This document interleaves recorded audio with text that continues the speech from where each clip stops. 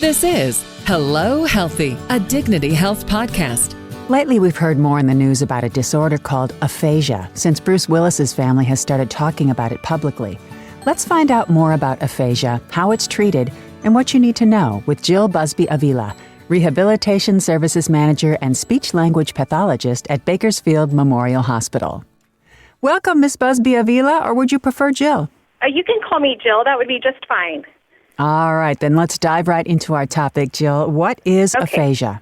So aphasia is actually an acquired language disorder. So it affects a person's ability to be able to communicate. The key being here acquired. So it's not something that someone is born with. It can affect all the areas of language, including reading, writing, listening, and speaking. So basically what I typically explain to my patients and their families and caregivers, aphasia affects the ability to be able to not only speak language, but the ability to understand language. And within that, there are different types of aphasia, too, as well. Oh, interesting. Do we know what causes it? Aphasia typically occurs most commonly after a stroke, or it can also be results of a head trauma or some sort of injury to the brain. Most often, it's typically sudden onset. However, it is important to note that there are some form of aphasias that are what we call gradual onset. So those could be due to a brain tumor or some sort of progressive degenerative disease. And definitely the severity of aphasia depends on the cause, it depends on the location, and it also depends on the degree of damage that has occurred to the brain. Got it. Now, are there any signs and symptoms? Yes, aphasia, I think that the main distinction between that is that aphasia is typically a sign of a condition, so such as a stroke or a brain tumor like we talked about. So a person with aphasia may have symptoms where they speak slowly, sometimes laboriously, short, incomplete sentences. Sometimes they'll say like me, water, where they're kind of a little bit more non-fluent, while others may speak in sentences that really just don't make sense. So they can also speak in unrecognizable words. We also call that jargon, so warp and flurp and flop. So it just kind of depends, like I said, on the location and what type of aphasia they have. People with aphasia can also have difficulty understanding others' conversations, and they can also have difficulty writing sentences and actually write sentences that really just don't make sense. Yeah, that's got to be so hard on the families, right? Absolutely. So how does stroke play in with the risk of aphasia? Like we talked about earlier, stroke definitely is the most common cause of aphasia. So a stroke is caused by typically either blockage or a rupture of brain vessels in the brain. So the loss of blood flow to the brain or bleeding in the brain can lead to damage or death in the areas of the brain that control language, so the ability to speak and process language. There are three main cortical types of aphasia. We call those Broca's aphasia, Wernicke's aphasia, and global aphasia. However, like I said, it is important to note that brain tumors, infections, or also degenerative disease that can also cause aphasia. One type of aphasia is called primary progressive dysphagia, or PPA, and that is something that can actually develop over time. So PPA can progress into more generalized dementia and other things like that. Some individuals also just may have temporary episodes of aphasia. So that typically can be caused by transient ischemic attacks, or TIAs we call them, or a mini stroke. Sometimes even seizures or even migraines can also cause temporary moments of aphasia. That is so interesting. Even a migraine can cause temporary aphasia. Yeah, it just kind of depends on the circulation and everything like that, just of what affects the brain and the location. Well, that speaks to my next question then. Can you recover from aphasia, and are there treatment options? Yes. So if the damage is mild, a person may recover from aphasia without any treatment needed at all. However, if the damage is more extensive to the language centers, individuals may require language rehabilitation with a speech-language pathologist such as myself. The type of treatment really does depend on the severity and location of the stroke or the brain damage that has occurred.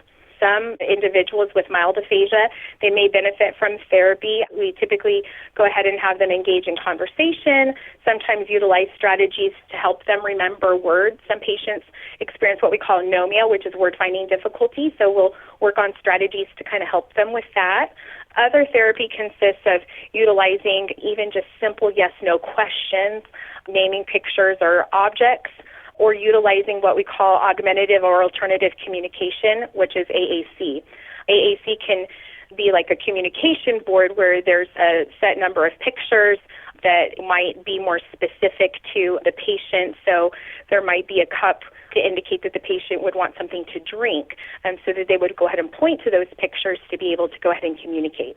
But definitely the primary goal for speech-language treatment is establishing what we call functional communication. So we want it to be functional and definitely individualized to each person or patient.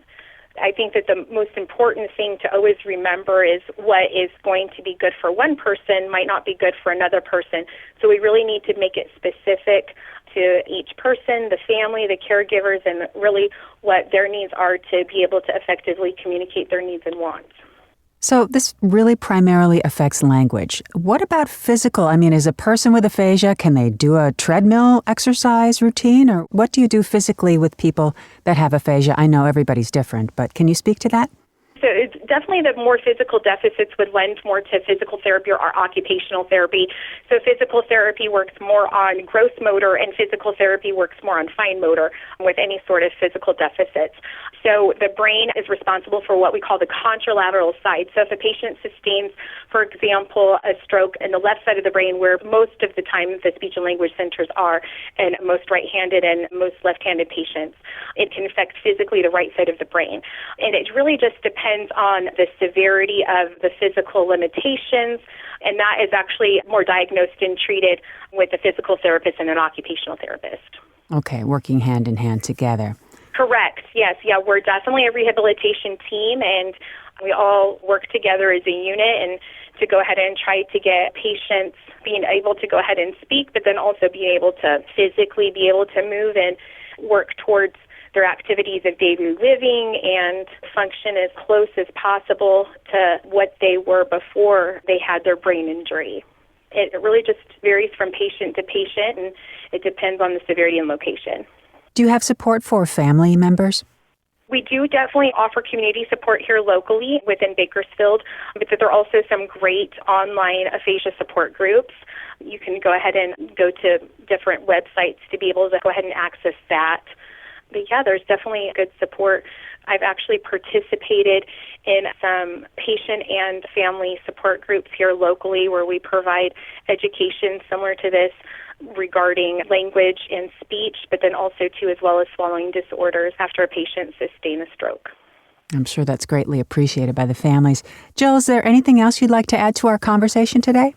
Yes, I really can't stress enough that if any person is having difficulty speaking, trouble understanding speech, difficulty, remembering their words, problems with reading or writing, we really, if at all possible, should seek medical attention immediately. We definitely have time-sensitive medications that can be administered in the hospital that can help not only with survival, but can also help with long-term disability such as aphasia. And just being part of our stroke team and being a stroke center of excellence, it is something that is really important to go ahead and share that message, that the earlier the treatment and intervention, the better the possible outcomes. Time is brain. Yes, absolutely. Well, Jill, thank you so much for being with us today. What a pleasure for all the great information and to have you on the podcast today. Oh, you're very welcome. Thank you so much for having me. I really appreciate it. And to learn more, go to dignityhealth.org/Bakersfield/stroke. Oh, and if you like what you heard, please share it on your social channels and make sure to check out our full podcast library for topics of interest to you. This is Hello Healthy, a Dignity Health podcast. I'm Deborah Howe. Thanks for listening and have a great day.